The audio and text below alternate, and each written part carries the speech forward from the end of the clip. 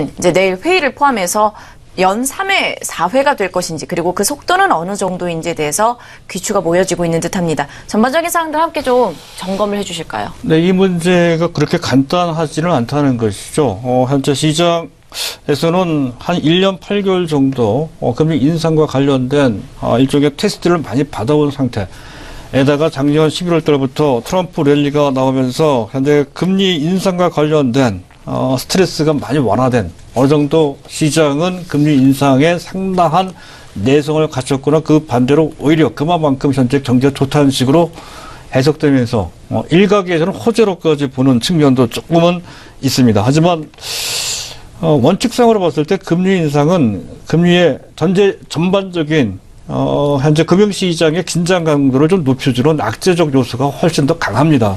그런 기본적인 성격을 갖고 있다는 것에 대한 인식은 갖고 있어야 된다는 것이죠.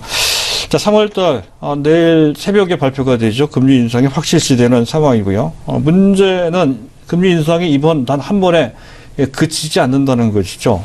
적어도 3회, 많게는 4회까지 이제 인상할 소지가 높다. 4회 인상하는 것도 그 확률이 꽤나 높습니다. 25%가 된다는 거고요.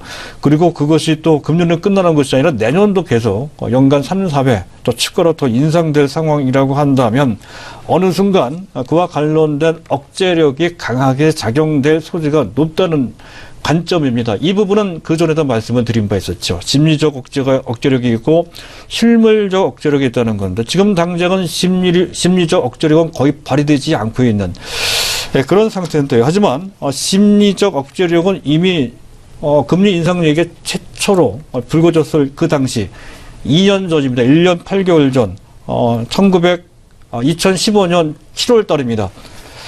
준비된 차트를 잠깐 볼 필요가 있는데요. 현재 나스닥 생명공학지수의 차트를 좀 들어볼 필요가 있습니다. 나스닥 현재 아멕스 생명공학 일봉 차트가 더 정확하게 표현하는 것 같습니다. 그 차트를 준비를 했는데요.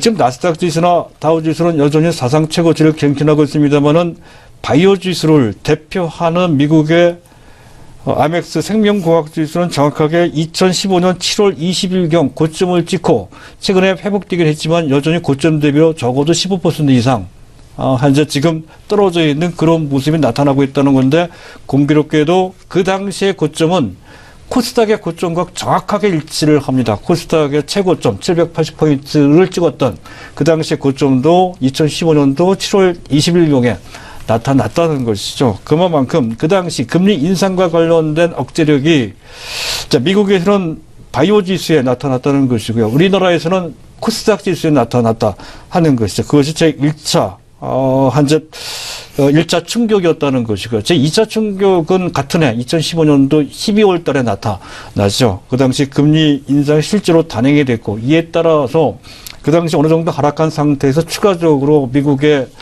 바이오 생명공학 지수가 크게 밀렸고요. 우리나라 같은 경우에는 조금 달랐습니다만 어쨌든 그 상황이 이모징 증시 전체로 연결되면서 그 이듬해 2016년 작년입니다. 작년 1월 달에 이모징 마켓에서의 자금 이탈로 확대되는 그런 상황. 이것이 바로 제 2차 충격이었다는 것이죠. 그때 이후로 시장은 안정되긴 했습니다만은 어쨌든 그 당시 심리적인 억제력이 발현되면서 현재 글로벌 증시는 바이오주 또 이머징 마켓 증시에 상당한 억제력을 또 충격을 줬다는 것을 우리가 확인할 수 있다는 것인데 다행스럽게 3차 충격으로 전이되거나 확대되지는 않았다 하는 것을 우리가 이제 알 수가 있다는 것이고요.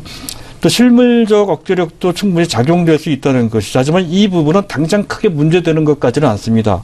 과거의 사례를 보게 되면 실물적인 억제력이 발휘됐던 두 가지 예를 볼 수가 있다는 건데 1995년도입니다. 그 당시 미국은 또 금리를 가파르게 물가를 잡으려고 인상을 했던 바 있었던 건데요. 당장 그것이 큰 문제로 비화되지는 않았었죠. 하지만 2년 후 1997년 아시아 금융위기로 전가되는 그런 상황이 전개되면서 그 당시 우리나라도 IMF 사태를 맞은 바 있었죠. 그리고 또 한 가지 예가 2004년부터 2006년까지 당시 미국의 기준금리가 1.00%였습니다. 그것을 약 17차례 연속 금리가 0.25%포인트씩 인상이 되면서 2006년까지 약 2년 정도에 걸쳐서 금리가 5.25%까지 수직으로 좀 올라갔다는 것이죠. 당장 그것 때문에 문제가 된 바는 없습니다. 실물적으로 봤을 때 2년 후 2007년, 2008년 정도의 현재 서프라임 모기 사태 및 그 이듬해 2008년도에 리만 브라더스 사태까지 연결됐다는 것이죠. 이 문제가 그렇게 간단하지 않다 하는 것을 이 점에서도 알 수가 있습니다. 지금 당장 금리 인상 문제가 큰 어떠한 부작용을 만들지 않고 있는 그런 상황이라 하더라도 그 긴축과 관련된 모종의 부작용이 특히 지수가 높은 만큼 발휘될 수 있는 그런 잠재 위험성이 깔려 있다는 것에 대해서는 한 경계를 해야 되는 한 예가 되겠다는 것이고요. 그리고 지금 당장 시장의 일반적인 금융시장의 반응은 그렇습니다. 채권시장, 미국의 채권시장이 가파르게 올라가고 있는 그런 모습, 즉 채권 가격이 떨어지고 있다는 것, 이것은 크게 나쁜 것 같지는 않습니다. 하지만 전체 금융시장으로 확대되는 상황이라면 그게 크게 이제 문제가 되는 이런 상태라는 점 감안하실 필요가 있을 것 같고요. 또 개념적으로 봤을 때 금리가 인상이 되게 되면 현재 지금 은행 창구 등을 통해서 자금을 조달하기가 상당히 나쁘죠. 따라서 전반적으로 봤을 때 원칙상 부채는 축소되게끔 좀 마련이다 하는 것입니다. 이른바 이것을 디레버리징이라고 이제 하는 것이고요. 아직까지 그것이 구체적으로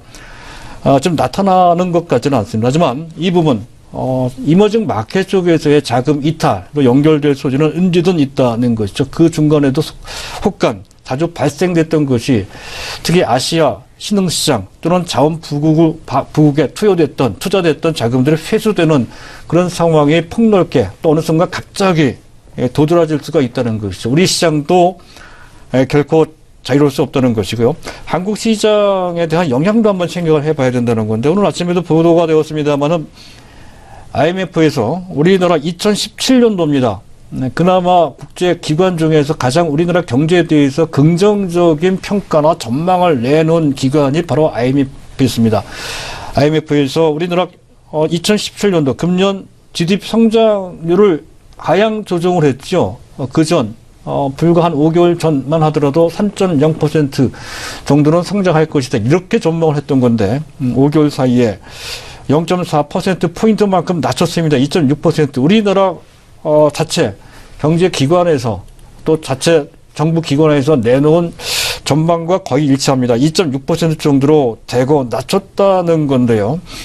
그 원인, 그 배경은 이렇게 설명합니다. 미국의 금리 인상이 단행이 한 번에 그치지 않고 연속적으로 이루어지게 될 것이고 이렇게 되면 아시아 통화는 약하게 되겠죠. 그 얘기는 아시아 시장에서 금융시장 전체에서 돈이 빠져나간다는 것입니다. 바로 그런 위험성이 있기 때문에 그것을 감안해서 신흥시장의 GDP 전망치를 낮췄다는 건데 이것이 주변 인도네시아나 말레이시아 같은 뿐만 아니라 한국까지 포함이 돼서 거기에 해당된다. 즉 현재 하향 조정 대상이 된다. 이렇게 설명을 하고 있고요. 반면에 비교되는 국가가 선진국이죠. 자, 미국이나 또 유럽 같은 경우는 오히려 그 전망치를 높였습니다. 0.1%포인트만큼. 일본 같은 경우는 0.2%포인트만큼.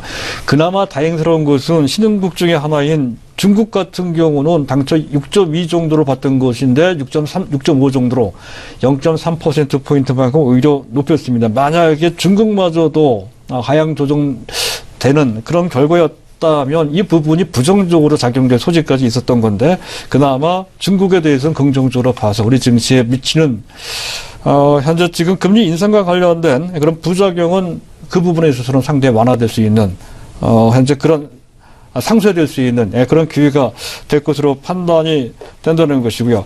또 한 가지 우리가 봐야 되는 것은 현재 지수도 전반적인 금융시장, 즉 우리나라 증시를 봤을 때 지수 그 자체로 이제 볼 수가 있겠습니다. 당장은 우리 시장에서 볼 수 있듯이 코스피 지수에는 큰 영향을 미치지 않고 있습니다. 중요한 것은 업종 내지 코스닥 시장 같은 그쪽 영역에는 상당한 그것도 부정적인 영향을 미치고 있다는 건데요. 자, 일반적으로 봤을 때 현재 지금 금리가 인상이 된다고 해서 무조건 나쁜 것은 아니죠. 어쨌든 그 수혜를 받는 그런 영역도 그런 업종도 분명히 있다 하는 것입니다. 일반적으로 봤을 때 금리 인상 수혜 대상은 일단 이런 쪽입니다. 은행 쪽이거나 또는 보험 쪽에 된다는 것. 채권 만기 보유할 경우에 또 그렇고 또 예대 맞은 증거와 관련돼서 은행 같은 경우가 이제 그 수혜 대상이 된다는 것. 또 한 가지는 가치주, 자산, 실물 자산을 많이 갖고 있는 경우가 그에 해당이 되죠. PBR이 낮은 종목들. 이 점은 2년 반 전에 제가 말씀을 드렸었죠. 금리 인상이 되면 저PBR주들이 부각되는 수순이 나올 것이다. 실제로도 그렇게 진행이 되고 있고 앞으로도 그렇게 될 소지가 상당히 높다 하는 관점에서 여전히 저PBR주를 보실 필요가 있는 가장 중요한 그런 포인트가 된다는 거고요. 두 번째는 경기가 어느 정도 그를 뒷받침하는 경우에는 경기 민감주가 해당이 된다는 거지. 그만큼 금리를 인상할 정도로까지 현재 경기가 좋기 때문에 또 그 경기가 당장 수그러들 것이 아니기에 그와 관련된 경기 민감주들이 부각된다는 측면도 있고요. 또 한 가지는 강달러가 진행될 터이니 그에 따라서 신흥국 통화 가치, 원화 가치가 떨어질 것이고 이에 따라서 수출주들이 환율 혜택을 받을 것이라는 관점에서 수출주들이 비교적 좋은 현재 그 흐름을 보인다는 것이죠. 이런 측면이 있습니다. 지금 현재 우리나라 시장에서 펼쳐지고 있는 상황과 상당히 현재 맞아떨어지는 그런 흐름이 현재 진행되고 있는 그런 상태라는 것이고요. 그 피해 대상도 있습니다. 일단 일반적으로 봤을 때 현재 부채가 좀 많은 그러한 업종 내지 종목들이 부채가 많으면 아무래도 이자 부담이 늘어나죠. 가장 대표적인 것이 항공주입니다. 항공주, 건설주, 조선주들도 부채가 상당히 많죠. 그래서 그쪽 현재 업종들은 상당히 금리 인상과 관련된, 금리 상승과 관련된 부담이 가중될 수밖에 없다는 것이고요. 또 현재 금리가 인상된다면 아무래도 가계에 대한 가처분 소득에 대한 부담, 가처분 소득이 오히려 약간 줄어들거나 또는 소비 심리가 위축될 수가 있다는 것이 소비주들이 약간 소비주들이 그 피해 대상이 될 수가 있다 하는 것까지 보실 필요가 있겠고요. 또 한 가지 중요한 것은 아마도 이 부분에 대해서는 논란의 소지가 있기는 합니다만은 그러나 반드시 익혀둬야 될 것입니다. 위험 자산에 대한 즉 밸류가 높은 PBR이 높거나 또는 PER이 상당히 높은 이른바 과거 한 2014, 15년 인기를 얻었던 그런 개별 종목에 대한 인기도가 떨어진다는 겁니다. 위험 회피 때문에 그렇기도 하고요. 또 한 가지는 현재 금리 상승에 따라서 원금 회수 기간이 현재 짧아집니다. 그래서 시장에 적용될 수 있는 적정 PER이 낮아진다는 현재 이론적인 배경도 동시에 작용이 된다는 것이죠. 그래서 금리 상승 시기에는 고밸류주들이 상대적으로 상당히 불리합니다. 그런 점을 감안한다면 우리의 포트폴리오를 어느 쪽에 초점을 맞출 것인지에 대한 윤곽을 금리 상승과 관련해서 잡을 수가 있을 것 같습니다. 네, 금리 인상과 관련돼서 국내 경제 그리고 시장에 미칠 만한 영향과 파급력까지 함께 좀 살펴봤습니다. VIP 투자전략 시간 양우석 해설위원님과 함께했습니다. 오늘 말씀 고맙습니다.